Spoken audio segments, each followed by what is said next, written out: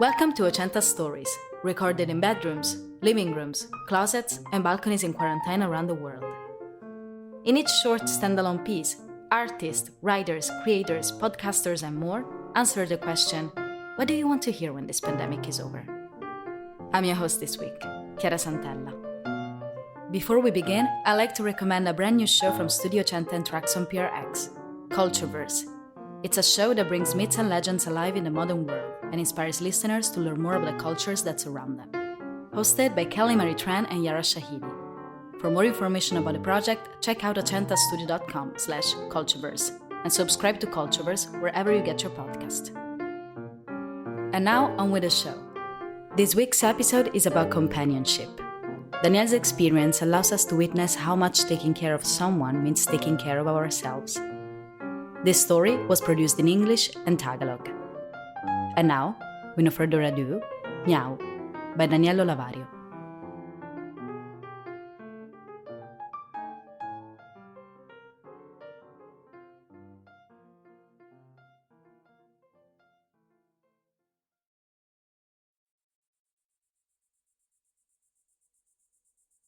It's August 2020. The sun is beating down on my forehead as I walk.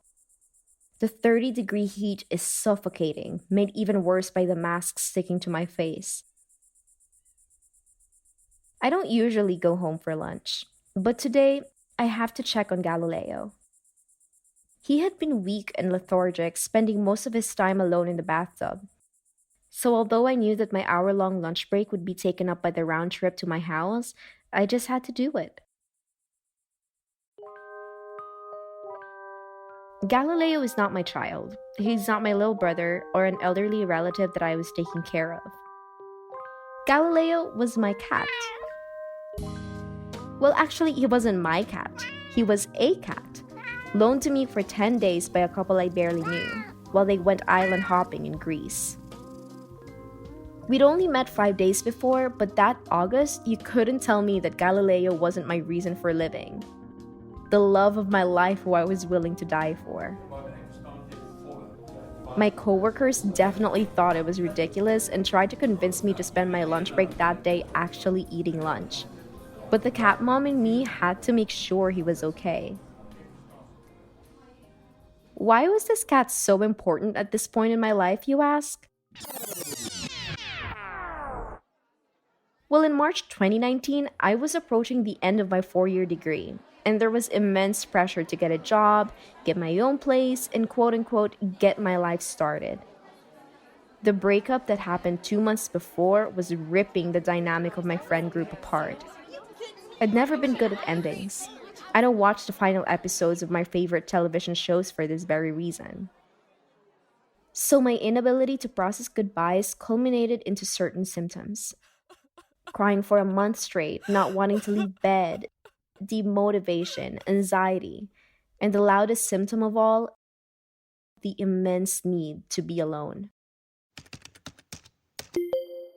So when a freelancing gig in France came up, I wasted no time and hopped on the plane. I had no idea where it would lead me. No plans, no backup.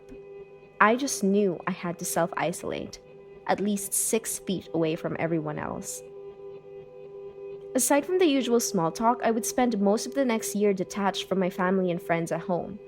I opened myself up only to a select number of people, but for some reason, when I saw that Facebook post in the expats group looking for a cat sitter for 2 cats, a tuxedo cat and a calico named Galileo and Kiska, I said yes.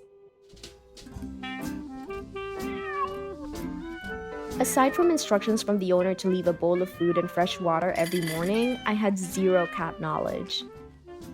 My search history was filled with questions like, why does my cat stare at me? My cat is rubbing her face on all my furniture. Is she okay? It wasn't long before my Google searches led me to the things that were considered bad signs. Not grooming, not touching food, throwing up multiple times a day, and diarrhea. That's what I thought it was. Diarrhea. Coming home from work, I would see brown spots on my gray tiles. I started sleeping on my couch to make sure I would wake up when I heard anything. I'm not exactly sure what I was waiting for, maybe a rustle in the cat litter? The owner said the cats were probably just adjusting to a different environment. So here I am walking home in August heat. But when I finally arrive home, I hear horrible retching noises almost as soon as I close the door behind me. Galileo's little body shudders and contorts with every heave of vomit. It happens 4 times. For a few seconds after the last one, I'm in shock. And then comes the panic and hysteria. I'm already crying by the time I dial the emergency vet number. My voice and my hands shake when I tell the person on the other line what I just saw. Ma'am, the calm voice responds, this is not an emergency. She just tells me to keep an eye on him for the next few days, and if he's still throwing up, to schedule an appointment. I say okay. After cleaning up the vomit and giving Galileo fresh water, I go back to Google. Galileo must be feeling distressed. For the first time ever, he hops on the couch and rests his head on my leg while I scour the internet for answers. Eventually, I land on a cat website that cited too much food as one of the reasons for vomiting. And then it dawns on me. I'd been leaving the cats a bowl of food every morning before work. How could I have been so stupid? For the next few days, I readjust the cat's diet, giving them meals only in the mornings and evenings, never leaving them a bowl of food. The vomiting stops, and I see Galileo regain his strength. Eventually, he's able to play with me and Kiska. He becomes the cuddliest cat, waking me up by walking on my chest in the mornings, rubbing his cheeks on my legs when I come home from work.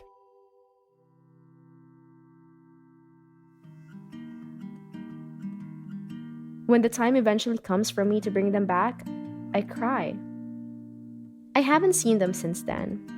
The last time I heard, they've moved away with their owners. Galileo and Kiska were the first living things I was able to take care of after a year and a half of building a wall around me. I'm not so dramatic as to say that they changed my life, but they brought me out of the isolation that I'd been in for most of the past 2 years. I'll never forget the companionship they gave me in a pandemic. Through them, I was able to allow people in again. To feel the joy of love, yes, but also the stupid willingness to feel fear, vulnerability, sadness, worry, and anxiety in the name of love.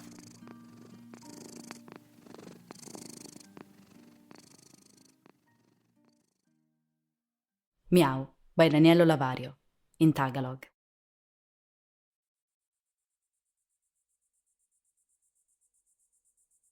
August 2020 ngayon. Tirik na tirik yung araw at tumatama sa noo ko habang naglalakad ako. Di ako makahinga sa 30 degrees na init. At ang masama pa, dumidikit yung mask sa mukha ko.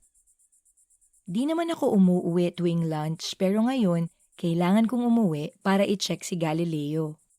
Nanghihina siya at matamlay. Lagi lang siyang nasa bathtub mag-isa. Kaya kahit alam kong 1 oras ko na lunch break, kakainin lang ng pag-uwi at pabalik ko, kailangan ko siyang gawin. Hindi ko anak si Galileo. Hindi ko rin siya nakababatang kapatid o kamag-anak na may edad na kailangan kong alagaan. Si Galileo ay alaga kong pusa. Hindi nga siya sa akin eh. Pinahiram lang siya ng 10 araw ng mag-asawa na di ko naman masyadong kakilala habang nasa Greece sila para mag-island hopping. Nagkakilala lang kami ng 5 araw pero noong August na yun, di mo masasabi sa akin na hindi si Galileo ang dahilan na buhay ako. Yung pag-ibig ng buhay ko, yung handa akong mamatay para sa kanya. Iniisip ng mga katrabaho ko na nakakatawa lang at tinangka nila akong kumbinsihin kumain na lang sa lunch break. Pero dahil nangingibabaw yung pagkananay ko sa pusa, kailangan kong siguraduhin na okay siya. Siguro nagtatanong ka na bakit ba napaka-importante ng pusa na to sa buhay ko ngayon?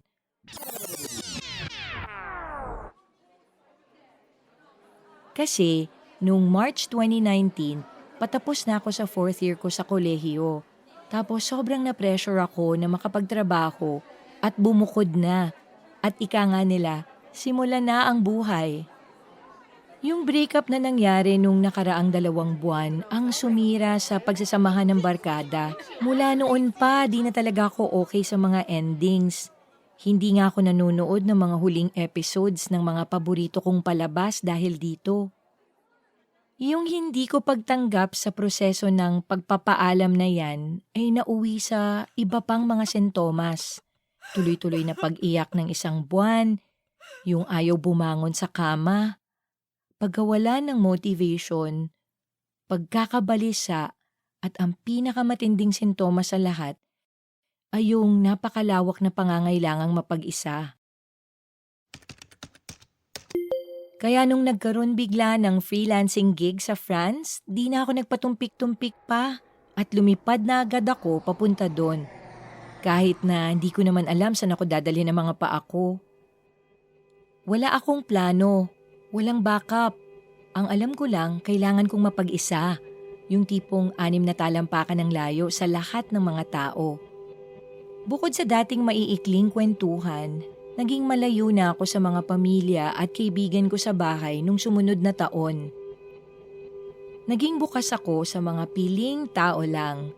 Pero sa di inaakalang rason, nung nakita ko yung Facebook post sa expat group na naghahanap ng cat sitter para sa 2 pusa, isang tuxedo cat at kaliko na si Galileo at Kiska, umoo ako.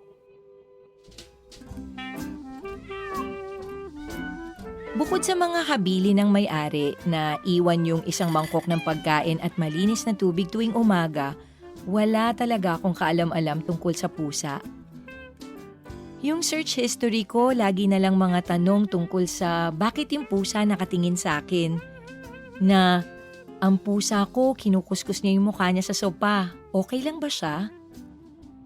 Di nagtagal, yung mga Google searches ko, dinala ko sa mga bagay na may tuturing na hindi magandang sintomas. Hindi pag-aayos, hindi ginagalaw yung pagkain, pagsusuka ng ilang beses sa isang araw at pagtatae. Yun ang akala kong dahilan, pagtatae.